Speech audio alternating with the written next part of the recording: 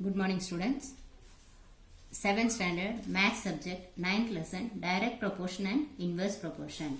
So in last time we have seen what is the direct proportion, inverse proportion, and the practice sets also we have solved in last videos. Okay, today we are going to learn the partnership. तो आज हम लोग क्या देखने वाले हैं? Partnership बोला तो क्या रहता है? पार्टनरशिप बोला तो एक्चुअली क्या रहता है? आप लोग ऐसे सुना रहेगा, अभी बिजनेस शुरू कर रहे हैं, वड़ा पाव के एक दुकान डाला, तो दुकान डालने के टाइम पे 2-3 लोग मिलके डाल रहे हैं वो दुकान, तो सब लोगों ने इन्वेस्ट करना पड़ेगा, उसके लिए पैसा डालना पड़ेगा ना, पटाटे लाना पड़ेगा, बेसन लाना पड़ेगा, तेल लाना पड़ेगा, गैस लगेगा, तो उसके लिए सबको मिलके पैसा डालना पड़ेगा उसमें। तो अभी 500 रुपीज सबने 4 लोग मिलके 500 रुपीज डाला, तो उसमें से जो भी प्रॉफिट आएंगे, वो वड़ा पाव की दुकान से जितना प्रॉफिट आएगा वो क्या करेंगे, वो सब मिलके वो प्रॉफिट शेयर करेंगे, या जो लॉस आता है उसमें से नुकसान कुछ हुआ तो वो भी वो लोग मिलके बांट लेंगे, है क्या नहीं? तो उसको बोलते हैं पार्टनरशिप।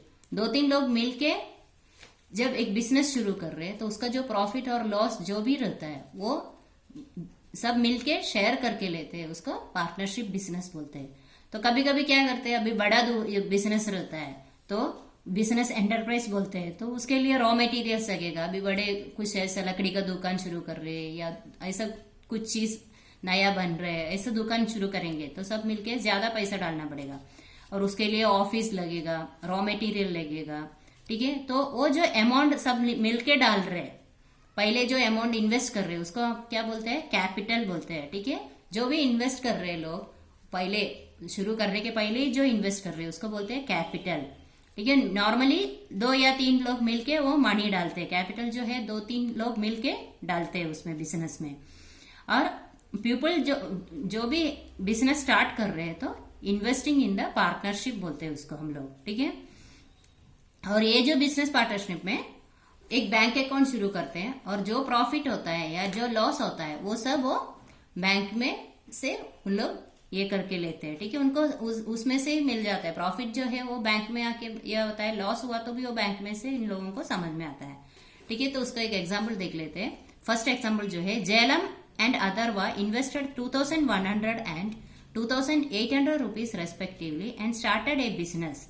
एक बिजनेस स्टार्ट करने के लिए जेलम और अथर्वा दोनों ने 2100 और 2800 रुपए डाल के शुरू किया, and they made a profit of ₹3500 rupees, and how should it be share? और उनको प्रॉफिट मिला है 3500 रुपीज, तो उन्होंने कैसे वो शेयर करके लेंगे, ठीक है? तो उसका प्रोपोर्शन क्या रहेगा? 2100 इज टू 2800। तो इसमें जेलम का 2100 है और अथर्व ने कितना किया था? 2800। तो 2100 डिवाइडेड बाई 2800 बोला तो वो 7 से हम लोग डिवाइड करेंगे दोनों को, तो कितना मिलेगा रेशियो? 3:4, ठीक है? 3:4 या 3 divided by 4, that is the proportion of investment. तो वो क्या रहता है? प्रोपोर्शन मिला अपने को। 3:4 जो है उनका इन्वेस्टमेंट का प्रोपोर्शन है, मीन्स उस डिवाइड किया हम लोगों ने वो अमाउंट को। अभी 700 से डिवाइड किया दोनों को तो 3/4 मिला, and the profit also be shared in the same proportion. तो ये जो 3500 मिला है वो भी कैसे शेयर करेंगे? 3:4 प्रोपोर्शन में शेयर करेंगे, ठीक है? तो जेलम्स प्रॉफिट कितना है? 3x, एंड अथर्व का कितना है? 4x। Then 3x plus 4x equal to 3500। ये 3x और 4x मिलके कितना है? 3500 है उनका प्रॉफिट है। तो 7x इक्वल टू 3500, और टोटल प्रॉफिट कितना है उनको मिला हुआ? 3500 है। तो x बोला तो 7x इक्वल टू 3500 है, तो x equal to 3500 divided by 7, तो कितना है? 500 है। तो जेलम शेयर इज, अभी x बोला तो 500 है, तो जेलम का शेयर कितना है उसमें? 3x है, और अथर्व का 4x है।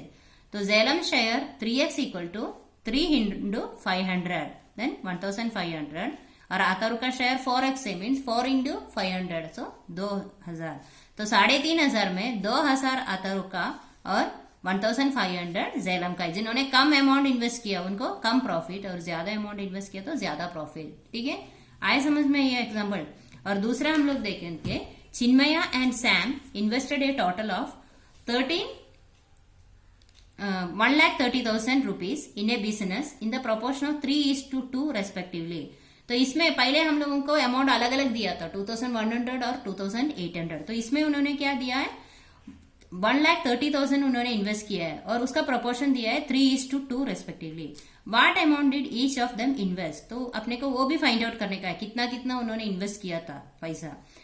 1,30,000 में ये चिन्मया का कितना है, सैम का कितना है, वो फाइंड आउट करने का है। और if their total profit was 36,000, उनका प्रॉफिट कितना मिला है 36,000, तो what is the share of each, और उन्होंने कितना इसमें वो डिवाइड करके लेंगे, प्रॉफिट प्रोपोर्शन में डिवाइड करेंगे। तो फर्स्ट अपने को क्या लिखना पड़ेगा, the proportion of Chinmaya's and Sam investment उन्होंने दिया हुआ है गिवन 3:2, ठीक है। उनका प्रोपोर्शन जो है टेक्स्ट बुक में क्वेश्चन में ही दिया हुआ है 3:2, and the profit is shared in the same proportion as investment, hence proportion of profit is 3:2। तो प्रॉफिट जो रहता है वो भी सेम प्रोपोर्शन में उन्होंने डिवाइड करके लेंगे, तो 3:2।